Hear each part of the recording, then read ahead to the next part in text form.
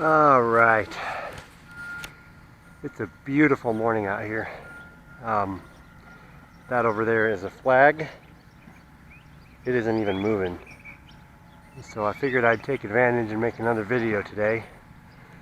I've got the Eflite 64mm F15. Now, don't judge me too harshly here, all right? I painted this thing a certain way so I can see it better. It's not pretty, but it's visible, and that's what I need. My eyes aren't as good as they used to be. So here she is. That's my paint scheme. Very, very bright, vibrant colors. Now, on this one I've got a Cyclone power 4300 kV 6-blade fan for 4-cell. It's pretty powerful compared to stock. I flew it stock for a little while. It didn't quite have the punch I wanted. I flew it on 5-cell for a while. That was really good.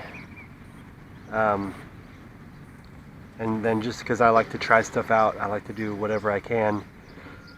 Bugs out here are bad today. I swapped it out for the Cyclone power, and I really like it. It's got good thrust, it's got good power. On a 4-cell 1800, it pulls about 62 amps, about 1,000 watts. I think the stock one on 4-cell was about 700 watts. So it's a pretty good power bump. That requires a 70 amp speed control, or 60, or whatever you want to do.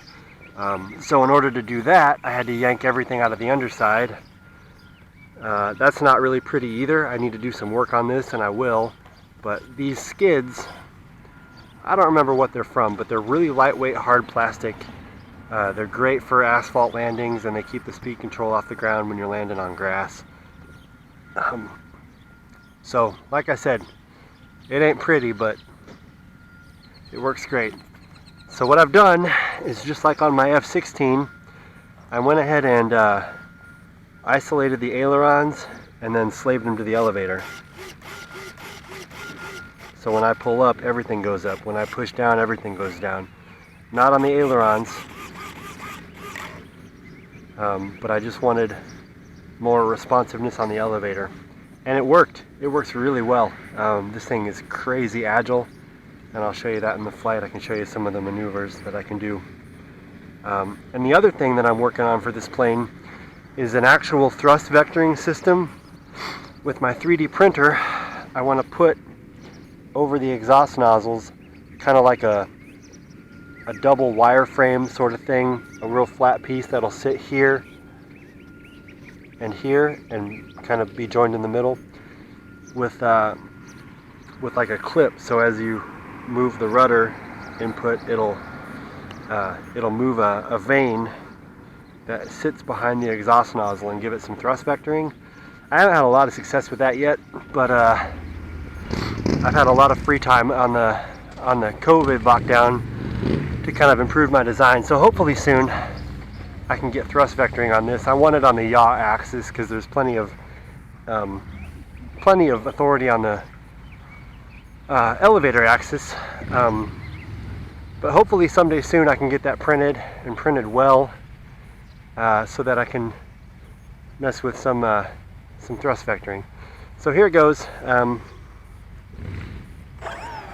Let's see if we can get a good flight out of this.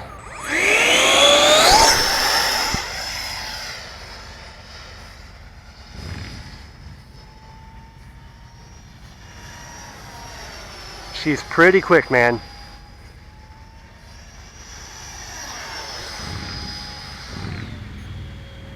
And that elevator to aileron mix, I mean, it livens her up, man, I tell you what. And not just fast either, right? I haven't really increased the weight on this thing, so she will still slow right on down. And then you can power out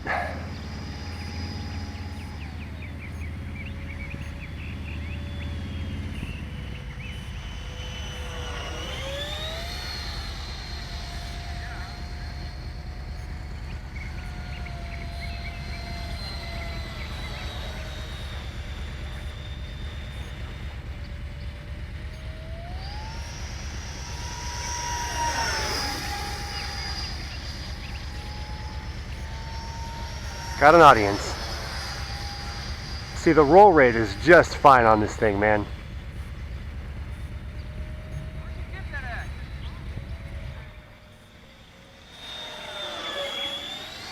What's that? Horizon Hobby?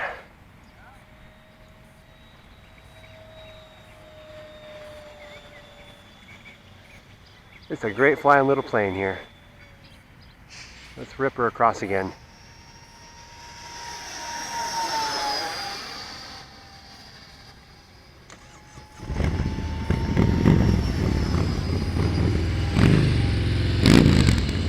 See that roll rate, man, that roll rate is fine. You don't need anything more on there.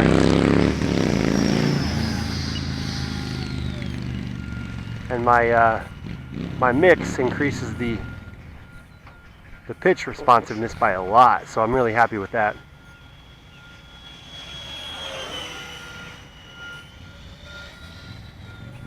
If I had more room here, I could do a little more extended slow flight, but I just kind of don't. Those trees down at the end are kind of limiting me, but she don't mind, man. She'll go real slow. Maybe even a little high alpha. I haven't done a whole lot of high alpha with it, but oh, the sun is right there, man.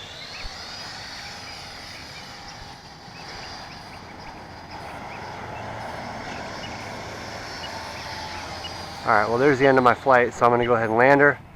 This one was with a Rhino 1800, one of the newer 50C packs, and she does pretty well on that, so let's slow her down and bring her in here. Right through those trees. Flare it, flare it, flare it, bring it on back. Thunk.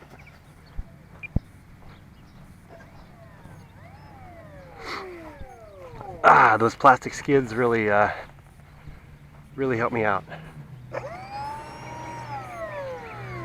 I forgot to bring my cell checker, so I won't be able to tell what the voltage is, but it usually ends up right around storage. Ooh, that's a tight plug. A little bit of warmth in that pack. I kind of pushed it a bit, but that's okay.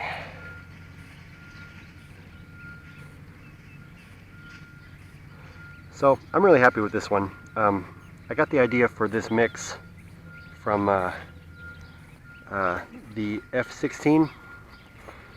The F16 kind of flew like a pig for a while. I'm kind of getting it dialed in a little bit, but not really. And that mix helped a lot in the responsiveness on the pitch axis. So if you're looking for an idea for how to liven up your F15 without, you know, going crazy, what you have to do is you have to separate the ailerons,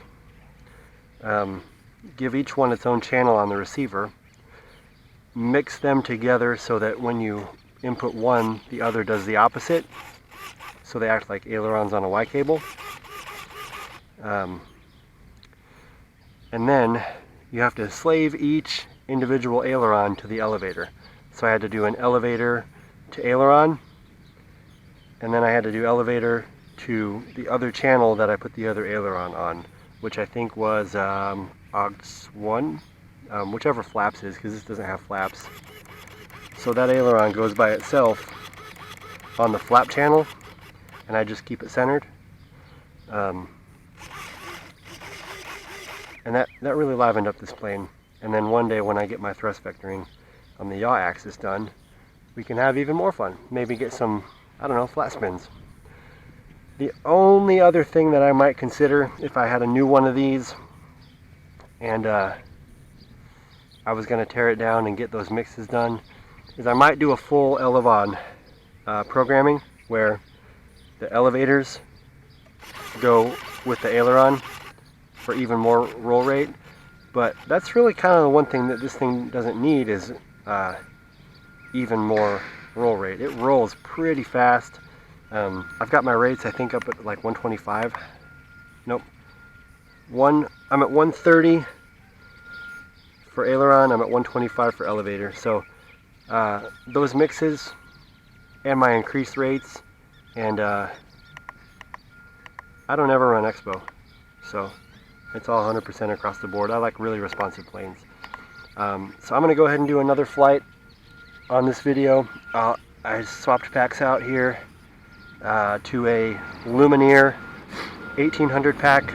It's a pretty old pack, but drawing 60 amps on an 1800, that's just a hair over 30, 35C. I don't mind it. Alright. So the launch on this, a lot of people had some trouble with the launch.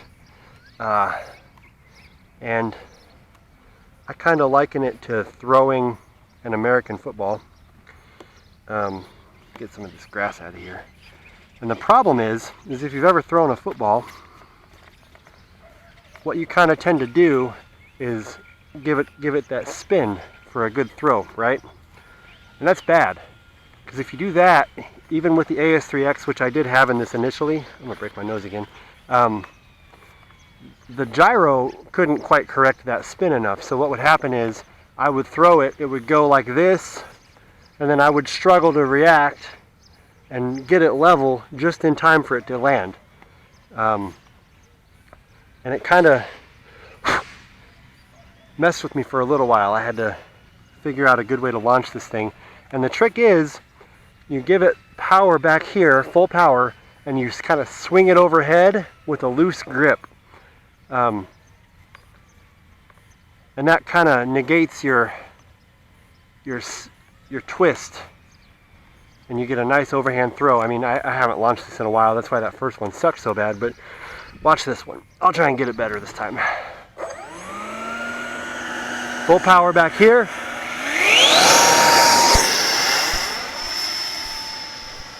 And it didn't really roll that time, which to me is good.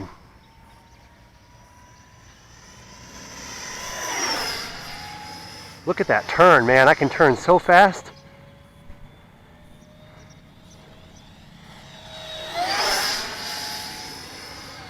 When you've got the speed on, it almost acts like thrust vectoring on the pitch axis, which I freaking love, man.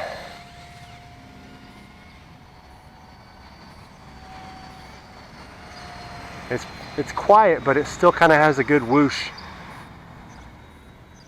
Let's do a fast pass again.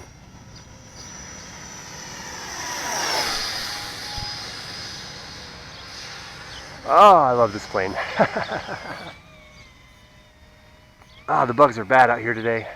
I keep having to take my hand off the throttle to swat bugs.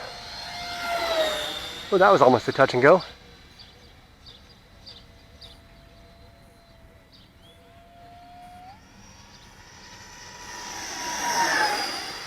Yank.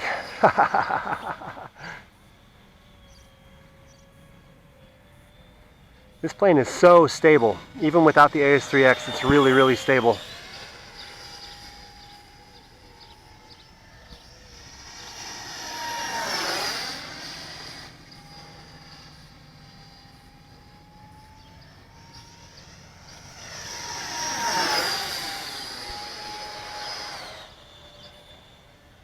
I think if you have a programming cable, I think you can do this separate aileron thing on the AS3X receiver, but I'm not really sure about that, so I don't want to talk about stuff I don't know. I don't think you have to have a different receiver to make this happen. But man, this plane is really, really stable without it, so I don't know.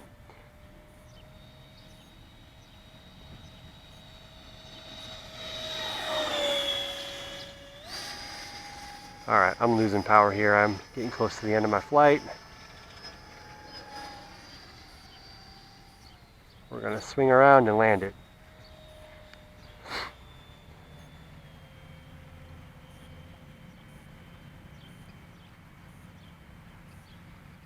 Alright, let's got the power there. Thread the needle here between those trees. Give me a little bump there. Oh, I'm not getting the hole I want, but that's okay.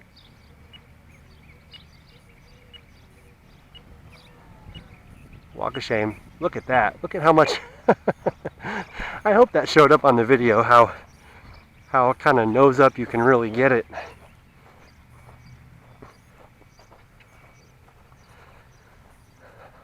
I'm pretty happy with the modifications I've done on this. It really makes me want to try the 64mm F16, which is one I haven't tried yet. I probably should have bought one of those instead of the 70mm, just because I have this park right here that's a great spot to fly, and I can't fly that F16 here because the grass is too rough, and I think I'd break the landing gear immediately.